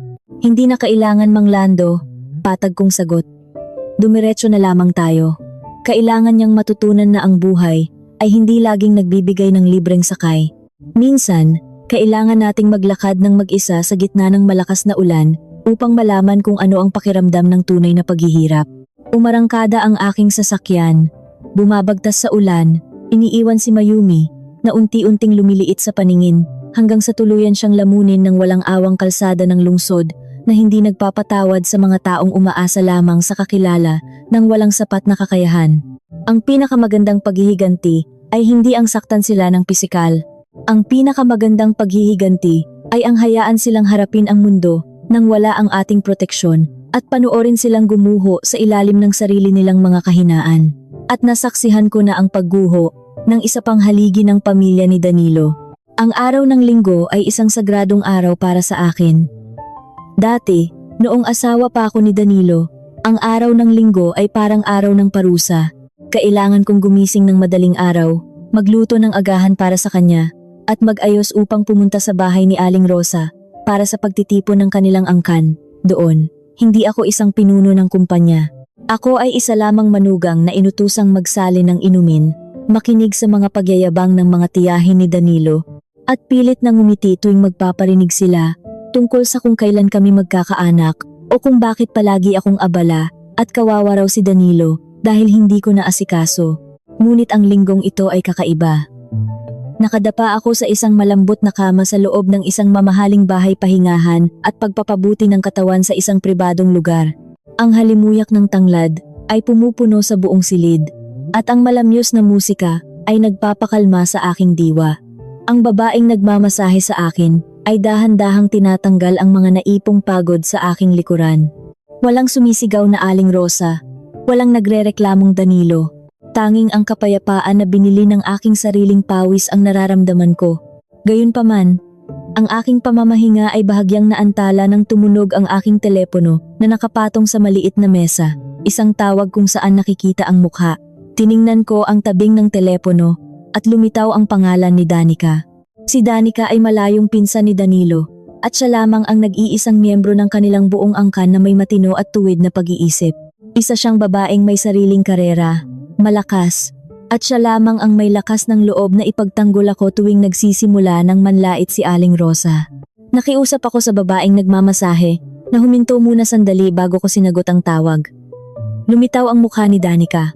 Ang paligid niya ay mukhang magulo at maingay. Tila nagtatago siya sa loob ng isang palikuran o sa isang madilim na sulok ng bahay. Ate Sara, Diyos ko, kailangan mong makita ito. Nababaliw na sila. Bulong ni Danica. Ang kanyang mga mata ay nanlalaki sa matinding pananabik. Anong nangyayari, Danica? Nasa pagtitipon ka ba ng pamilya ninyo ngayon? Tanong ko ng mahinahon habang inaayos ang tuwalyang nakabalot sa aking katawan. Oo. At ang buong pagtitipon ay isang malaking sakuna, ate. Sumpaman, ito na ang pinakamabilis na balik ng karma na nakita ko sa buong buhay ko. Natatandaan mo ba na ngayong buwan ay si Tita Rosa ang nakatokang maging punong abala? Tumango ako. Siyempre natatandaan ko. 2 buwan pa lang ang nakakalipas ay ipinagmamalaki na ni Aling Rosa ang planong ito. Gusto niyang magdaos ng isang malaking salusalo sa hardin upang ipagmalaki ang kanyang bagong manugang na si Karina sa buong angkan. Gusto niyang patunayan na kahit wala ako, mananatiling nasa itaas ang antas ng kanilang pamilya. Pakiikot mo nga ang iyong paningin patungo sa labas, utos ko. Dahan-dahang inikot ni Danica ang kanyang telepono at itinapat ito sa malawak na salas ng bahay ni Aling Rosa. Ang tanawing bumulaga sa akin ay sadyang nakakatawa at nakakaawa. Ang bahay ay napakagulo. Ang mamahaling alpombra na binili ko pa mula sa ibang bansa ay puno ng dumi mula sa mga sapatos ng mga bisita. Ngunit hindi iyon ang nakakuha ng aking pansin. Sa gitna ng salas, nakaupo si Karina sa mahabang upuan, nakasimangot at nakahalukip-kip ang mga braso. Suot niya ang isang damit na masyadong nagpapakita ng balat para sa isang formal na pagtitipon ng pamilya, dahilan upang tingnan siya ng mga nakatatanda ng may halong pandidiri. Sa tabi niya ay nakaupo si Danilo, nakayuko habang sapo ang kanyang ulo, mukhang hindi nakaligo at hindi maayos ang pananamit. At si Aling Rosa, nakatayo siya sa gitna ng silid, namumula ang mukha sa matinding galit, habang nakikipagtalo sa pinuno ng mga taong inarkila upang magluto at maghanda ng mga pagkain para sa pagtitipon. Hindi ko masyadong marinig ang kanilang pinag-uusapan dahil sa ingay ng paligid. Danica, anong pinag-aawayan nila? Tanong ko. Ang mga pagkain, ate. Tumawa ng mahina si Danica. Umorder si Tita Rosa ng pinakamamahal na putahe para sa 50 tao. Nang babayaran na niya ang buong halaga kanina gamit ang kanyang card, tinanggihan ito ng makina. Walang laman ang bangko niya. Nakiusap siya kay Kuya Danilo na magbayad, ngunit sinabi ni Kuya Danilo na wala siyang hawak na pera. Sinubukan niyang ipasa ang pera sa pamamagitan ng telepono, ngunit hindi sapat ang laman ng kanyang kabanata. Nagwawala na ngayon ang pinuno ng naghahanda ng pagkain. Sabi niya kung hindi mababayaran ngayon din, babawiin nila ang lahat ng nakahaing pagkain. Tinakpan ko ang aking bibig upang pigilan ang aking pagtawa. Sa loob ng maraming taon, sa tuwing may ganitong pagtitipon, ako ang palihim na nagpapadala ng 10,000 piso sa bangko ni Aling Rosa isang linggo bago ang takdang araw upang may pambayad siya at maipagmalaki niyang siya ang gumastos para sa lahat. Kung wala ang tulong ko, si Aling Rosa ay isa lamang ordinaryong matanda na umaasa sa maliit na pensiyon ngunit may pangarap na mamuhay na parang reyna. Nasaan si Karina? Bakit hindi siya ang magbayad? Iyan ang pinakamalala, ate. Hiningian ni Tita Rosa si Karina kanina dahil ang buong akala niya ay galing sa mayamang pamilya si Karina. Ganoon kasi ang pinagmamalaki ni Kuya Danilo. Aba, nagalit si Karina. Sinabi niya sa harap ng lahat, "Bakit sa akin kayo humihingi? Dapat si Danilo ang magbayad, siya ang lalaki. Anong klaseng biyenan ang humihingi ng pera sa bagong asawa ng anak niya?" Sumabog na ang buong bahay, ate. Sa tabing ng telepono, nakita ko kung paano idinuro ni Aling Rosa ang mukha ni Karina. Kahit hindi ko marinig ang eksaktong sinasabi niya, nababasa ko ang galaw ng kanyang mga labi. Walang kwentang babae, mukhang pera. Ngunit hindi pa natatapos ang kanilang kalbaryo. Tila may isang malaking alon ng masamang balita na biglang humampas sa buong silid. Napansin ko na ang ilan sa mga tiyahin at tiyuhin ni Danilo ay biglang tumingin sa kani-kanilang mga telepono nang may pagtataka. Ang pagtataka ay mabilis na napalitan ng panlalaki ng mga mata at pagkatapos ay matinding galit. Bakit nagagalit ang mga tiyuhin at tiyahin mo? Ano ang nangyayari? Tanong ko. Ngayon ay talagang nababalot na ng matinding kuryosidad. Bago pa man makasagot si Danica, sabay-sabay na nagring ang mga telepono ng lahat ng mga nakatatandang kamag-anak ni Danilo sa loob ng silid. Isang nakakabinging koro ng mga iba't ibang tunog ng telepono ang pumuno sa buong kabahayan, at ang mukha ni Danilo ay tila nawalan ng lahat ng dugo sa katawan. Tumingin si Danica sa kanyang sariling telepono na nagsimula na ring mag-ingay, at nang iangat niya ang kanyang paningin pabalik sa akin, ang kanyang mga mata ay puno ng takot at hindi makapaniwalang pagtuklas. Narinig ko ang alingaw-ngaw ng isang magaspang na boses mula sa telepono ni Danica. Kahit na hindi nakadikit sa aking tainga ang kanyang kagamitan, ang lakas ng sigaw mula sa kabilang linya ay sapat na upang marinig ko ang bawat nakakapangilabot na salita. "Mga walang hiya kayo! Sabihin ninyo dyan sa kamag-anak ninyong si Danilo na magbayad ng utang niya. Kung hindi, pupuntahan namin kayo riyan at guguluhin namin ang buong pamilya ninyo. Mga patay gutom." Nanigas si Danica sa kanyang kinatatayuan. Ngunit hindi lamang siya ang nakakatanggap ng ganoong uri ng pagbabanta. Sa buong salas, ang mga tiyuhin at tiyahin ni Danilo ay nakadikit ang mga telepono sa kani-kanilang mga tainga. At ang bawat isa sa kanila ay may bakas ng matinding gulat, takot, at pagkatapos ay umaapaw na galit sa kanilang mga mukha. Ibinaba ni Tiyo Humberto, ang pinakamatanda sa magkakapatid at ang pinakaginagalang sa buong angkan, ang kanyang telepono. Nanginginig ang kanyang mga kamay. Hindi dahil sa katandaan, kundi dahil sa puot na hindi na niya mapigilan. Naglakad siya patungo kay Danilo, na ngayon ay nakayuko na at tila gustong lamunin ng lupa. "Anong ginawa mo, Danilo?" Dumadagundong na sigaw ni Tiyo Humberto, isang boses na nagpatahimik maging sa mga nagagalit na tagapagluto at naghahanda ng pagkain. "Ginamit mo ang mga pangalan at numero namin para mangutang sa mga nagpapautang na may napakalaking tubo? Ginawa mo kaming tagapanagot sa mga kalokohan mo nang walang paalam?" Naging parang palengke ang malawak na salas. Ang mga sikreto na matagal nang ibinaon ni Danilo ay sumabog ng sabay-sabay sa mismong harapan ng mga taong pinagmamalakayan niya. Upang matustusan ang kanyang marangyang bakasyon sa Boracay at upang mapabilib ang kanyang bagong asawa matapos kong ipasara ang kanyang card ng pautang, umutang siya ng malaking halaga mula sa mga mapanganib na nagpapautang gamit ang makabagong teknolohiya. At dahil wala siyang sariling kakayahang magbayad, ipinasok niya ang mga numero ng kanyang buong pamilya bilang garantiya. "Tiyuhin, hayaan ninyong magpaliwanag ako," nanginginig na sagot ni Danilo. "Napilitan lang po ako, babayaran ko rin naman po agad." Babayaran? Kutyang sigaw ni Tita Siska, ang tiyahin na dati ay pinakamatindi kong manlait sa akin. Saan ka kukuha ng pambayad? Tinawagan ako ng naniningil at sinabihan akong ibubunyag daw nila sa lahat ng kakilala ko na isa akong magnanakaw kung hindi mo babayaran ang daan-daang libong piso na inutang mo. Ganoon na ba kakapalang mukha mo? Dati, noong nandyan pa si Sarah, iginagalang ang pamilyang ito. Ngayon, nagdala ka ng mga sindikato sa loob ng ating tahanan. Umiiyak na lumapit si Aling Rosa upang ipagtanggol ang kanyang anak. Mga kapatid, wag naman ninyong ganyanin ang anak ko. Nagipit lang ang bata. Tulungan na lang natin siya. Ikaw ang may kasalanan nito, Rosa. Panduduro ni Tio Humberto sa kanyang sariling kapatid. Kinunsinti mo ang kayabangan ng anak mo. Akala ninyo ay kaya ninyong mabuhay ng marangya kahit wala na ang manugang mong bumubuhay sa inyo. Ngayon, tingnan mo ang nangyari. Nakakahiya. Nakakahiya ang pangalan ng pamilyang ito. Habang nagkakagulo ang buong angkan at nagsisigawan ang magkakapatid, isang matalim na boses ang pumunit sa hangin. Wala kang pra? Napalingon ang lahat kay Karina. Nakatayo siya ngayon, ang kanyang mukha ay pinaghalong pandidiri at matinding panlulumo. Tinitigan niya si Danilo mula ulo hanggang paa, na tila ba isang nakakadiring insekto ang nasa kanyang harapan. Totoo ba ang narinig ko, Danilo? Umutang ka sa mga nagpapautang sa gilid-gilid para lang may maipambayad sa tinuluyan natin sa Boracay? Kaya ba hindi gumagana ang card mo doon dahil pinutol na ng dati mong asawa ang panustos mo? Karina, mahal, magpapaliwanag ako. Pagmamakaawa ni Danilo, pilit na inaabot ang kamay ng kanyang bagong asawa. Huwag mo akong hahawakan. Tili ni Karina, buong lakas na iwinasiwas ang kamay ni Danilo. Sinungaling ka. Sabi mo ikaw ang mayaman. Sabi mo ikaw ang nagpalago ng kumpanya at ninakaw lang iyon ng dati mong asawa. Isa ka palang palamunin.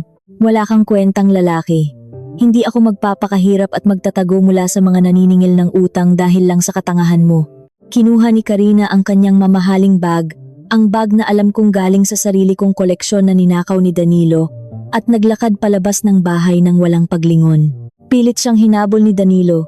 Ngunit pinigilan siya ng mga bantay ng mga naghanda ng pagkain na ngayon ay naniningil na rin ng kanilang bayad. Sa isang sulok ng silid, nakita ko si Mayumi. Nakaupo lamang siya sa sahig, yakap ang kanyang mga tuhod habang umiiyak ng tahimik. Wala na ang kanyang kayabangan, wala na ang kanyang matapang na dila. Alam niya na ang pag-alis ni Karina at ang pagkakalubog nila sa utang ay ang tuluyang pagbagsak ng kanilang pamilya.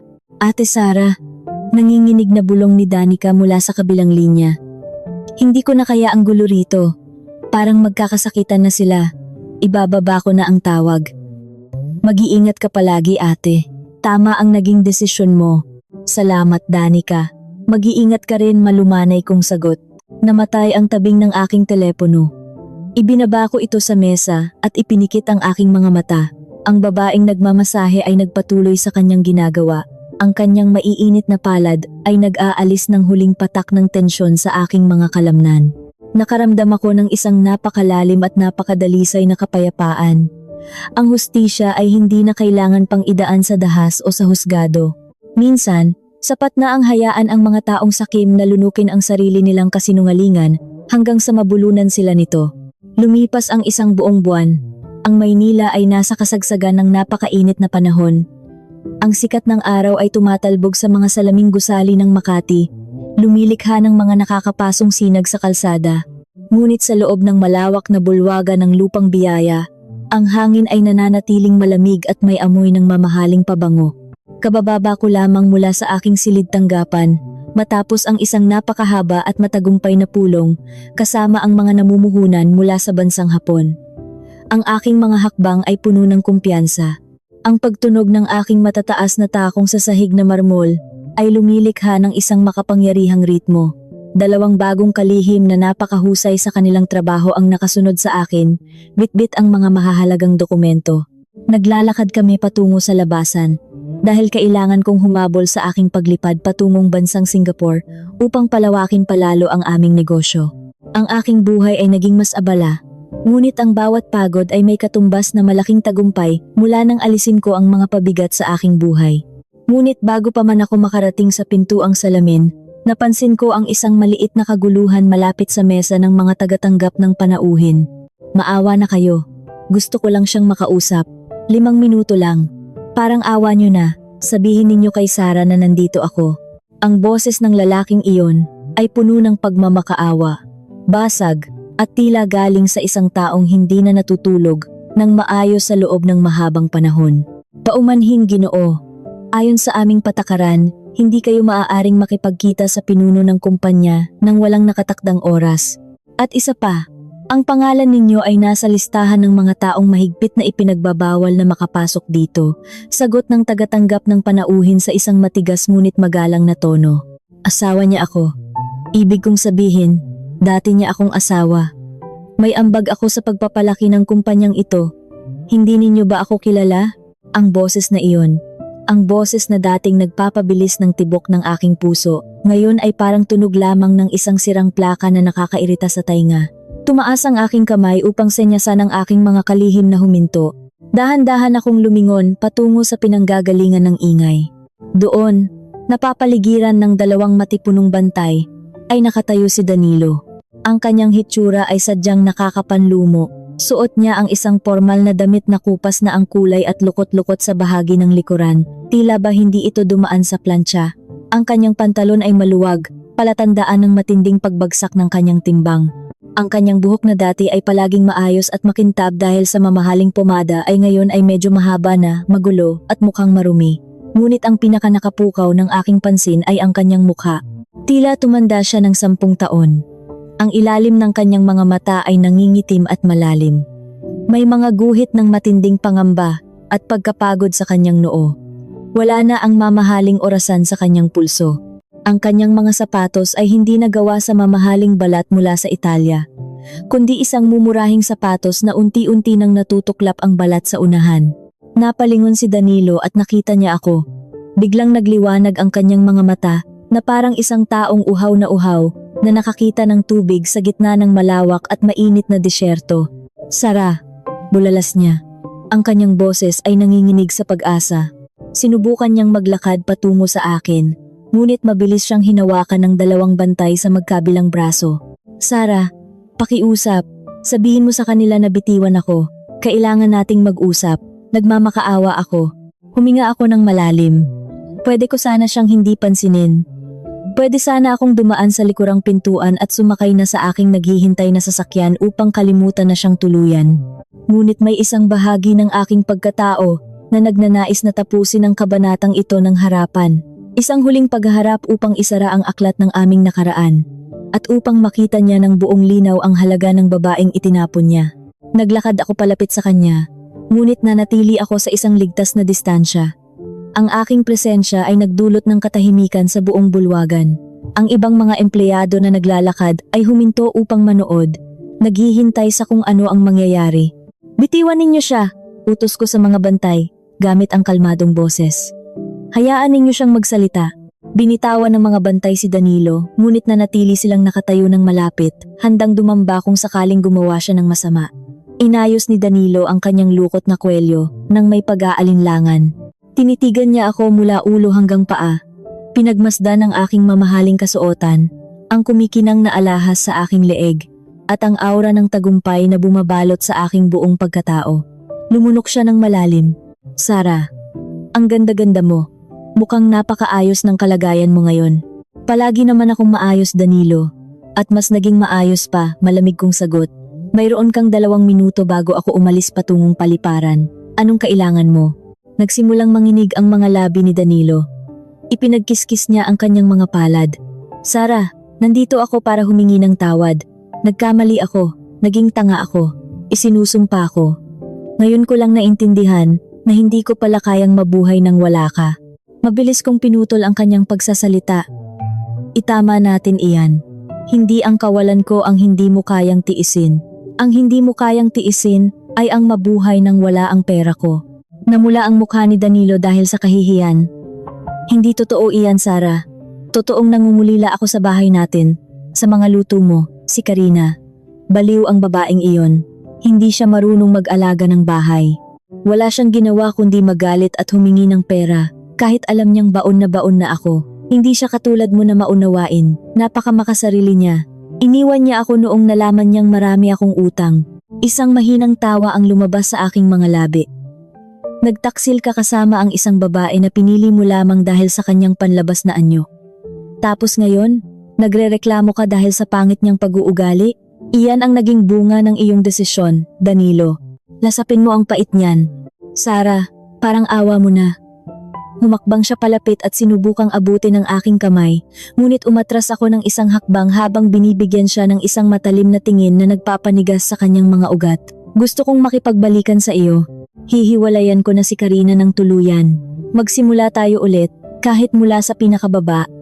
Pangako, magiging mas mabuti na akong asawa sa iyo. Makipagbalikan! Ulit ko ng may halong pandidiri. Danilo, naisanla na ba ang buong utak mo sa mga nagpapautang, kaya hindi ka na makapag-isip ng matino? Napayuko si Danilo nang marinig ang tungkol sa mga nagpapautang.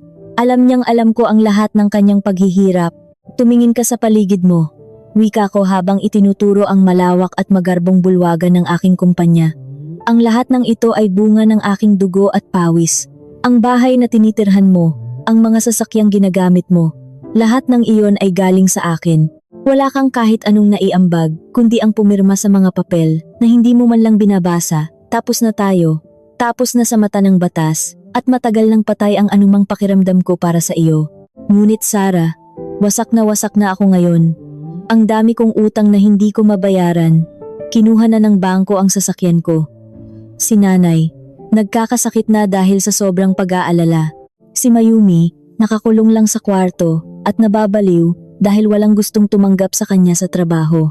Kaya mo bang sikmurain na makita kaming naghihirap ng ganito? Unti-unting tinaasan ni Danilo ang kanyang boses. Sinusubukang kumuha ng atensyon at awa mula sa mga taong nakapaligid sa amin. Ito na ang kanyang huling sandata, ang magmukhang biktima. Tinitigan ko siya ng diretso sa kanyang mga mata. Dati, ang mga matang iyan ang nagpapalambot ng aking puso. Ngayon, wala na akong nakikita kundi isang napakalaking kahungkagan at kahinaan. Kung kaya kong sikmurain, tanong ko ng mahina ngunit sapat upang yumanig sa kanyang pandinig. Nasaan ang awa mo noong nagpapakasarap ka sa ibang babae habang nagpapakamatay ako sa pagtatrabaho dito? Nasaan ang awa mo noong nilalait ng nanay mo ang aking pagkatao? Nasaan ang awa mo noong ninanakaw ng kapatid mo ang mga impormasyon ng kumpanya ko? Natahimik si Danilo. Hindi siya makasagot. Hindi kayo nawasak dahil sa akin, Danilo. Nawasak kayo dahil sa sarili ninyong kasakiman at katamaran. Ang ginawa ko lamang ay tumigil sa pagbabayad ng mga gastusin para sa inyong pagpapanggap. Kung naghihirap kayo ngayon, iyan ay dahil kailangan na ninyong tumayo sa sarili ninyong mga paa. Mga paang hindi ninyo kailanman sinanay upang maging matibay. Tapos na ang oras mo, kailangan ko nang umalis. Tumalikod ako at sumenya sa aking mga kalihim na magpatuloy sa paglalakad.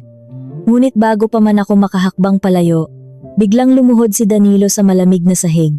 Ang tunog ng paglapat ng kanyang mga tuhod ay umalingaw-ngaw sa buong bulwagan. Sumigaw siya, isang nakakabinging iyak ng isang taong tuluyan nang nawalan ng dangal at pag-asa, at ang sumunod niyang sinabi ay nagpahinto sa aking paglalakad.